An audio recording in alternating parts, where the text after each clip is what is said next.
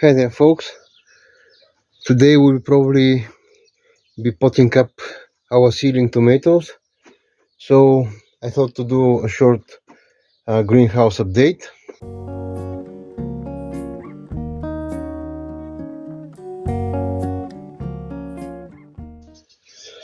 So for potting tomatoes, I have prepped some random pots which are of course not bought. They're second-hand, safe from dumpsters usually, and 2 buckets of our compost. This is the fine sieved with a little bit of sand added to it, because we just had a little bit of sand, so I decided why not. And this is the roughly sieved compost. You can see eggshells and small branches. I like to use them both because using just this one is a bit too much pampering for the tomato plants. This is nothing like the soil in which they'll be growing, so if you pot them in a pot full of those of that material, they'll have more of a shock when they're planted out in the garden, and the mixture of those makes for more similar conditions and then easier for the roots to go out and explore more instead of just sit in the very fluffy, non-compressible compost and sand mix.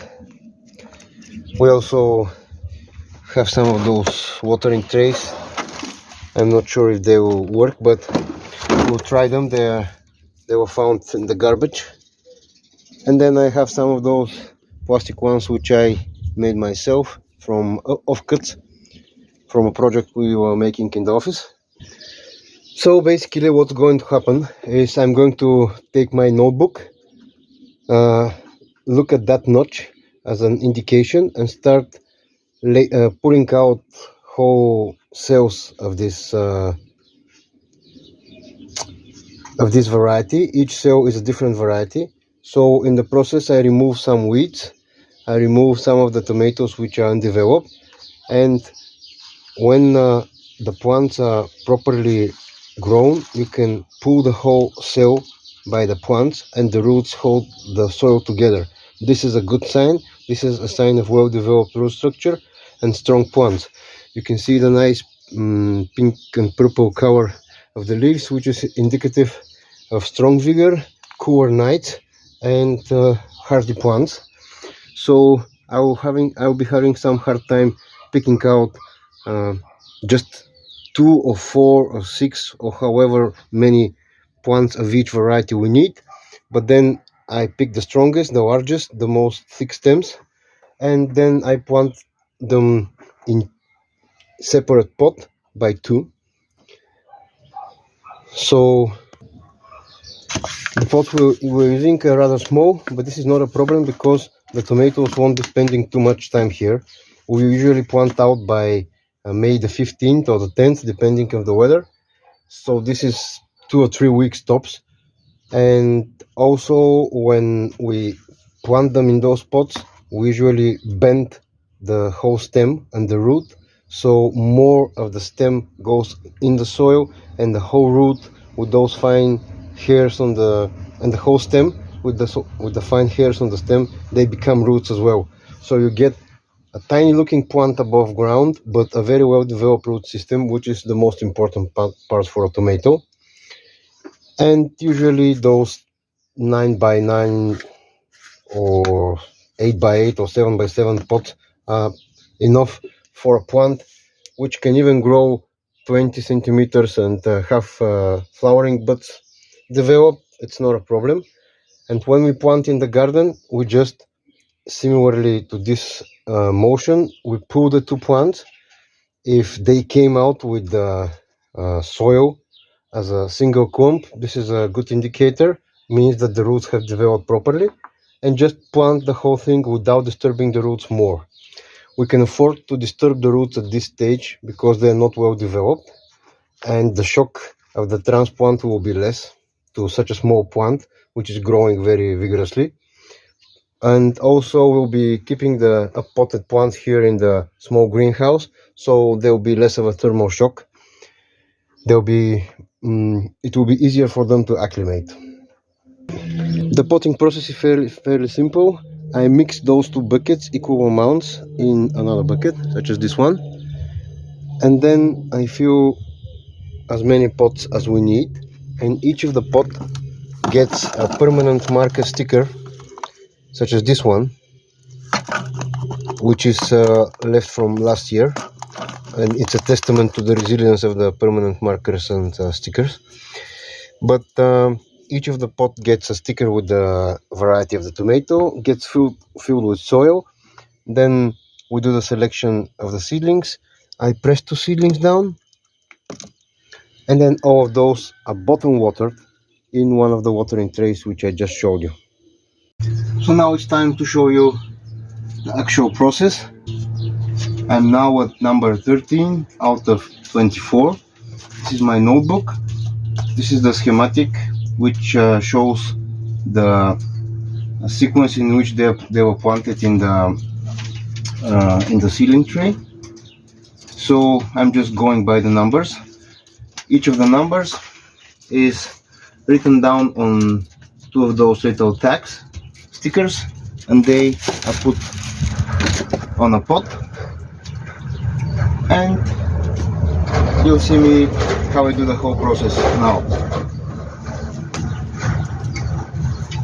Right now I'm at number 13.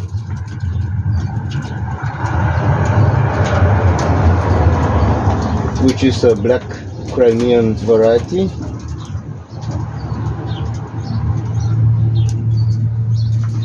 So out of each variety we are transplanting 2 pots, and each of the pots has 2 plants.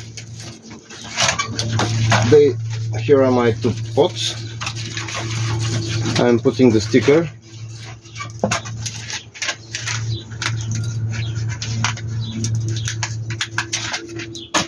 Like that. I fill them with the soil which I showed you earlier. It's a mix of the fine and rough sieve compost and some sand because I had that left over. And now I check on the schematic which is the cell which I must pull. Then I pull the whole cell out like that and inspect, remove any weeds which are growing, remove any of the smaller later germinated plants, remove any thin or weak growing specimens, and also in this process I'm thinning the whole cell, and I'm looking for the ones with the thickest stem, the most vigor, and sometimes the longer ones are not the better ones, but you want ones that have a thick base, such as this one, and just separate that from the block. I'm going to need 4 plants, so I'm just carefully looking which 4 to select. This system, as I have shared with you earlier, is based on abundance, not on scarcity, because if you are buying some seeds from a site or something, you're going to start pampering each and every seed. Oh no, I only have 10 seeds, so I must care for each of them very carefully. They must be pampered. What happens if one of them dies, etc. While here, all of the seed which we're using is our own seed, so we have an abundance of seed. The seed number of seeds is not a problem, and that allows us more freedom when selecting. So this drives natural selection besides everything else. So now for the planting, we have delayed planting the seedlings a bit too much. You can see that the second true leaf is already opened up. We usually try to transplant before this has opened, so the seedlings are shorter. So now I have to, first I do a little hole in the pot, and then I press the stem so it also goes into the soil and it kind of curves into an S shape. If the roots are too long, you can snip some of them. No worries at this stage of the plant. And you don't need to be too gentle with those, because the young tomatoes are very they're not easy to damage. They have those elastic green stems, no very woody tissue, and this is done. Now the second pot. If you want, you can remove the first leaves. This is the cotyledons. I'm not sure how that's pronounced, but the ones that come out of the seed first. It's not necessary, but sometimes I remove them when I find that they will end up being under the soil. No need to rot over in there.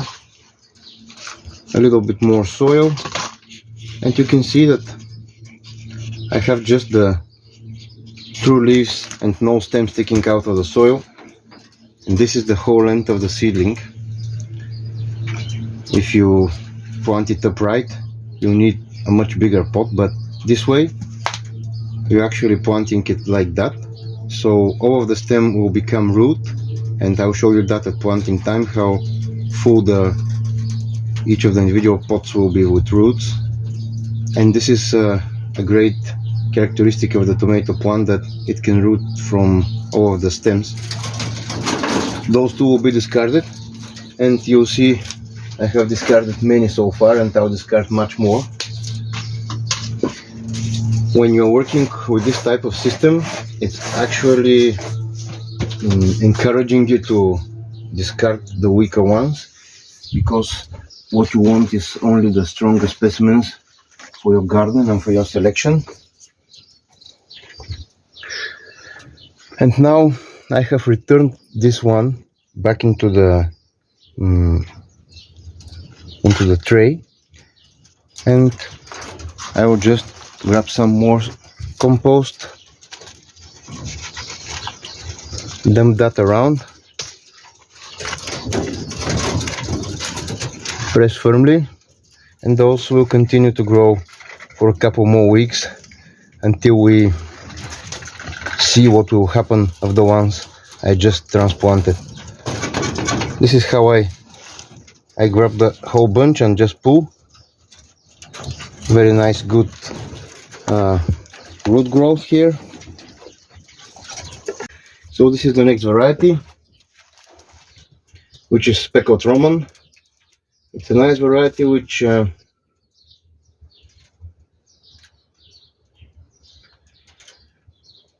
not only is good for salad eating, but also it's good for canning, for passata, tomato sauce, tomato paste. So we usually use that as a substitute if our main crop of canning tomatoes does not perform well. We just plant more of those. And this is how I do each of the individual varieties. I'll have more to discard here because it seems that we have dropped more seeds than needed. I'm just selecting the stronger ones with the most vigor. This will increase their chances of success.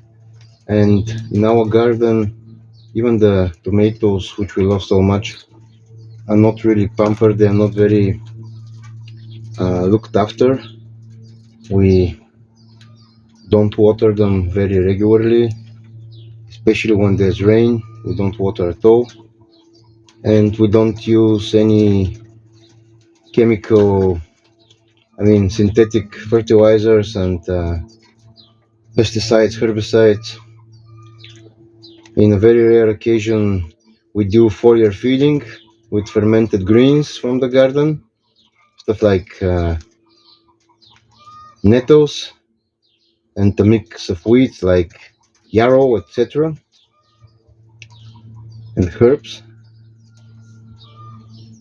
So We don't also fertilize. We don't use synthetic fertilizer. We don't use manure.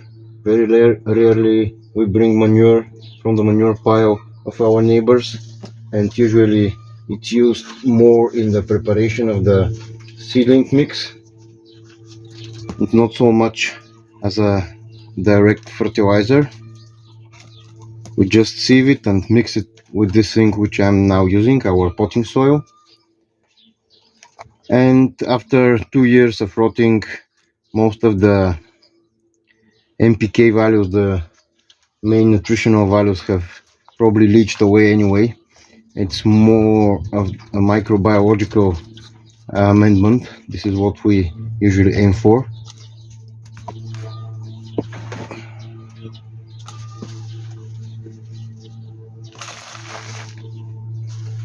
So you can see that some of the pots are larger, some of them are smaller. It doesn't really make much of a difference for me.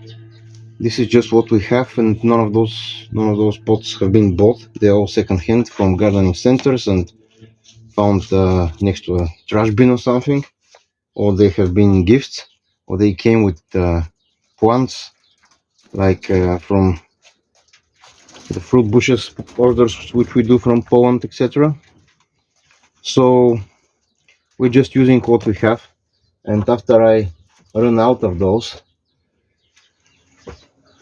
we continue using yogurt pots, which here in Bulgaria are predominantly plastic. We don't usually buy yogurt, but our friends and relatives do, and we ask them to save the pots. And the yogurt pots are usually about 400 or about half a liter, and they work great for stuff like cucumbers and zucchini, but they can also work for tomatoes if you want them to grow larger into that pot.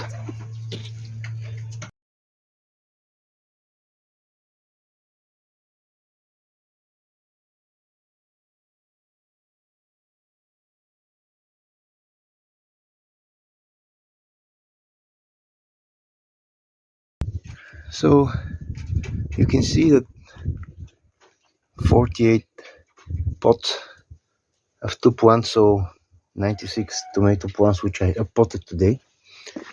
And if you check the original seedling tray, it doesn't really show as if I've taken out any tomatoes. So there are easily maybe 300 more tomato plants here for giving away, and for extras if some of those which I just potted didn't take. It's been a couple of days since I transplanted those tomatoes, and I wanted to upload the video earlier, but we've had guests and life got in the way. But now, seeing them all take nicely and exhibiting no transplant shock whatsoever, I think that my long form tomato potting video is ready for uploading, and I'll see you in the next one.